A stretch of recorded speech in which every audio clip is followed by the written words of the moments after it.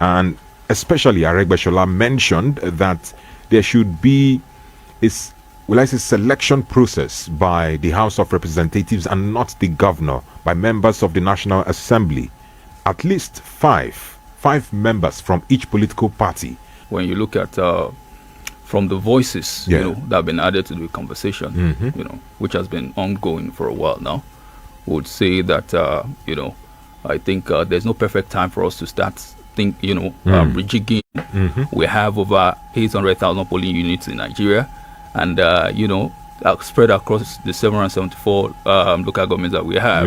You understand me? So an Inec chairman cannot be at all of these venues at the same time. You understand what I'm saying? So we align, readjusted in a manner that it covers the interest of all of these other political parties also. You get me? So that we wouldn't have an Inec chairman who is nominated by both the APC, or let me say a rec nominated by the APC and the PDP, to the detriment of other political parties like the YPP, ABGA and the likes. All right, well, let's not dwell on this because we have other things to discuss. Let's take a look at public confidence and public trust. Right from the return of democracy in 1999, it has been dwindling. The public trust, trust in governance, trust in the electoral processes has been reducing right from that time. But let's take a look at, as reforms are ongoing right now, what particular reform should the government or should the electoral umpires prioritize at the moment? You see, I think again I will differ from you. When you say let's say more like public confidence in governance, is dwindling in Nigeria. It is eroding. I don't eroded is a media construction. Let's be honest with ourselves. You can't tell me that people who still file out on the street to go vote, you know what I'm saying, are totally disenchanted with the system. Now, compared to those who don't vote. Why am I if you compare those who vote and those who don't vote, it is quite it is not proportional. You are looking at the proportionality of the population based on your let's say more like preconceived idea. Particularly, maybe you thought there was a time we based on data. That's what I'm trying to say. That there was a time when we were having 50%, 40% voter turnout, which has reduced, you know what I'm saying, to the last what's it called, presidential election, which I believe we should use as a benchmark here, had less than about 25% voter turnout, you know what I'm saying. If you look at that from that perspective, I think you might say that it is eroding or it's dwindling. But now, have you asked yourself the percentage of Nigerians that are coming into the system every day? And the population of Nigerians alone, I don't know, maybe you've put that into your factoring. Have you factored that? So if you look at in terms of the percentages, you know what I'm saying, there might be in terms, dwindling fortune, you understand what I'm saying? But if you look at the generality of the population, then you now look at the total number of people who vote.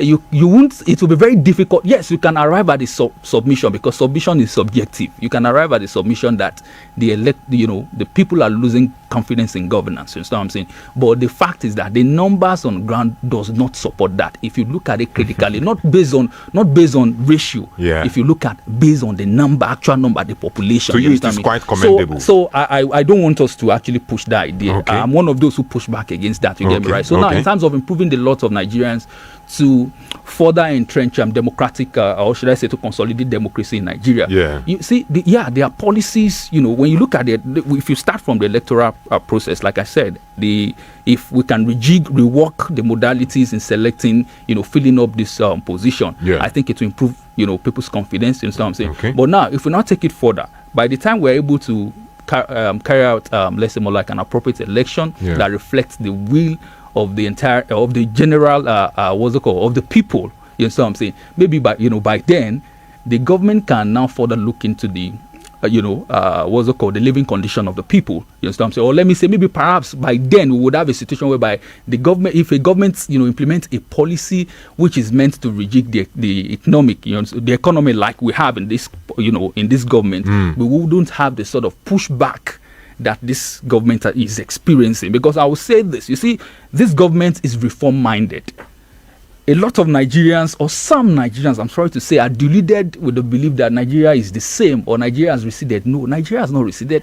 The Nigeria pre-2023 is not the Nigeria of, let me tell you something, the Nigeria of May 29, 2023 is not the same Nigeria of, what am I even saying? The Nigeria of May 29, 2023 around 10 a.m. in the morning is different from the Nigeria of May 29, 2023 around 4 p.m. in the evening. You understand what I'm saying? And what does that tell you? That things, are changing. But it is not left for the people not to be cast in the past. You understand what I'm saying? It's time for the people to be forward thinking. You can't choose with the new reality. You cannot choose to live your life the way you used to live it before the 2023. Before the Emilokon agenda, before the removal of subsidy, you can't choose to be living your life in that manner. You understand what I'm saying? So there's need for you to think. If perhaps you're into one enterprise initially, you have to improve. You understand what I'm saying on it, like maybe in terms of the capacity, or perhaps you look for more means. You understand what I'm saying? So the government, what we need. The reform government, is actually up to that. I'm talking about the current government is doing something pertaining to that. But the reason why it seems as though, the government is not doing anything is the perception which stems from the result of the 2023 election. So the electoral process, I believe, would confer more legitimacy on subsequent government if we have, a situation whereby our electoral process is reimagined. You understand what I'm saying? Where everybody, all the stakeholders can contribute, where nobody will find the embers of disunity or discord whenever a government, adopts a policy, like we have in the tax reform bill. Well, Mr. Sukomi, listening to you right now, many Nigerians will say that, are you sure that this man is not a supporter of the APC government? Yeah, you see, the thing is, for me, I don't hide my sympathy. I have a natural sympathy for every government. I supported the government of Goodluck Jonathan. You know what I'm saying? I supported the government of Yaradua, the government of Obasanjo. My online trail can tell you. You see, I believe so much in constituted authority, and I also believe so much in the concept of leadership, which is about direction. You see, if your leader is going this way, I believe you as a follower, the best you can do is to support him to get there. Even if it's going on the wrong path? Hold on, but who tells you this is even if it's going on the wrong path? That is where I'm headed. You see, the thing is, so long as the leader has a mandate of a given period, which has an expiry date, it behoves on you to support that government. Because let me tell you this, most times, what distinguishes us, as human is just the mode of achieving a goal. Most times, if we look at our end goals are the same.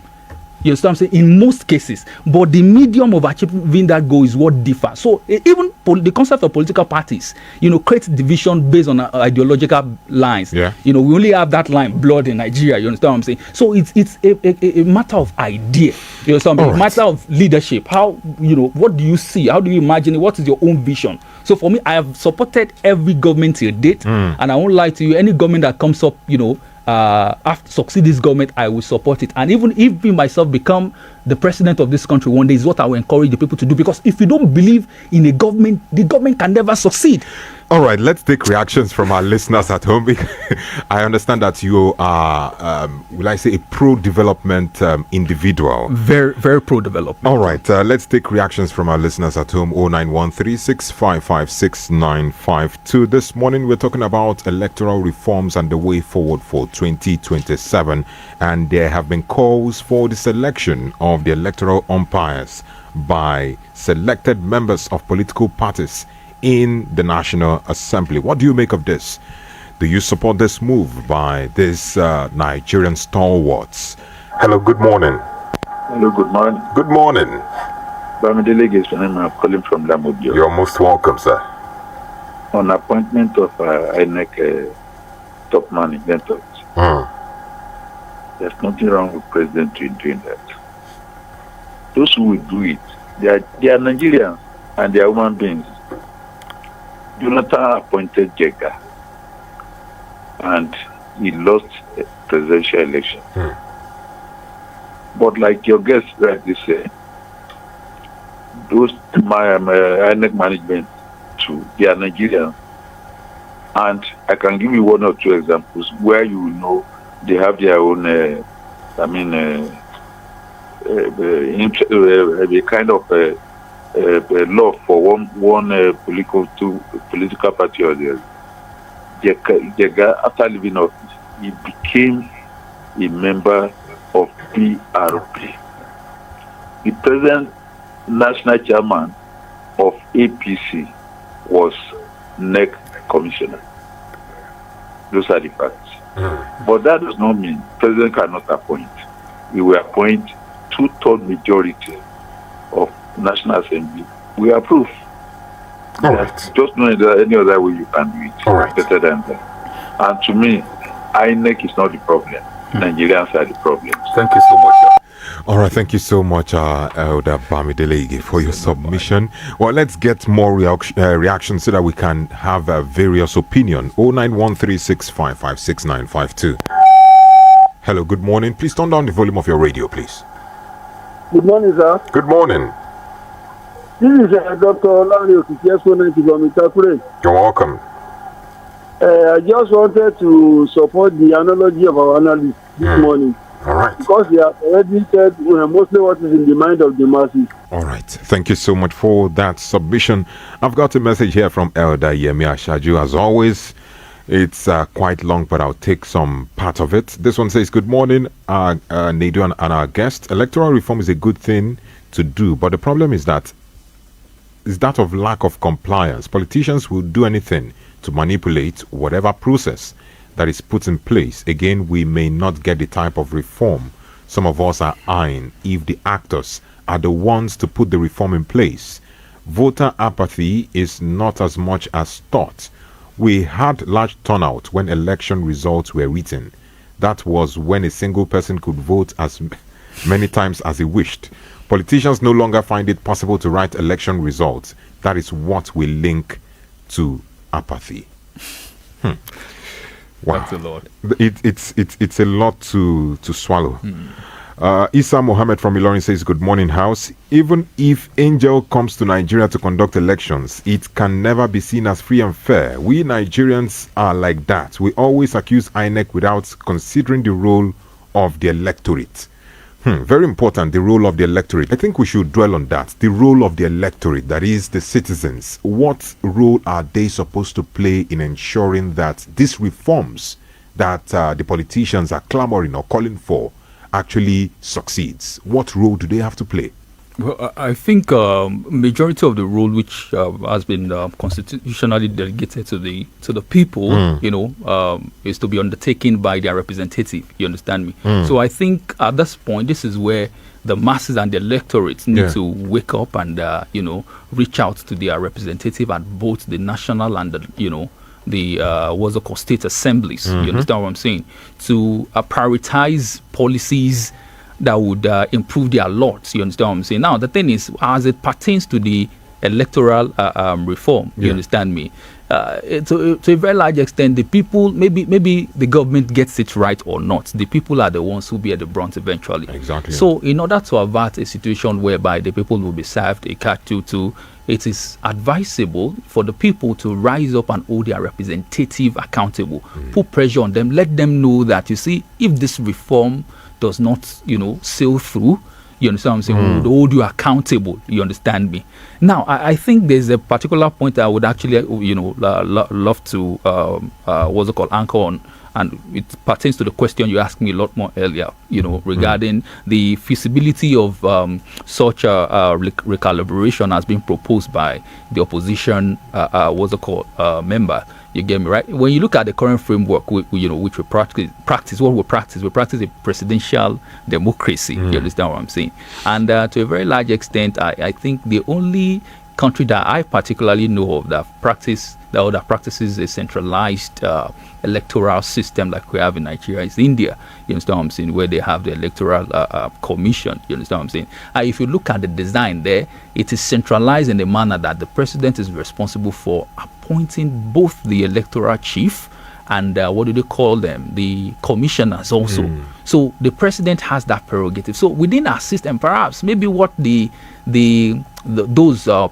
proponents of this particular idea, I think what they need to do first is to look for a way to rework the framework within the actualization of the Nigerian democracy. You understand what I'm saying? So perhaps maybe we'll have to be looking the other way, looking at other forms of what's it called, democracy, rather, which is rather not, which may not be that of a presidential democracy. You understand what I'm saying? Okay. To actually have their what's it called, their idea, you understand what I'm saying, propagated. But within the current framework, I doubt if the president will be weaned of that power to determine who supervises our election. I doubt it. You understand what I'm saying?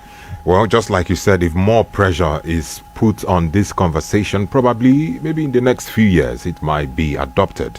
Well, let's take more reactions before we go on a break. This one says, good morning, Mr. Nedu. I'm Engineer Francis Odetundu. I greet you and your visitor. It says masses should wake up. That's his own submission. This one says, good morning, gentlemen. This government, if anything, has succeeded in widening the gap between the rich and the poor.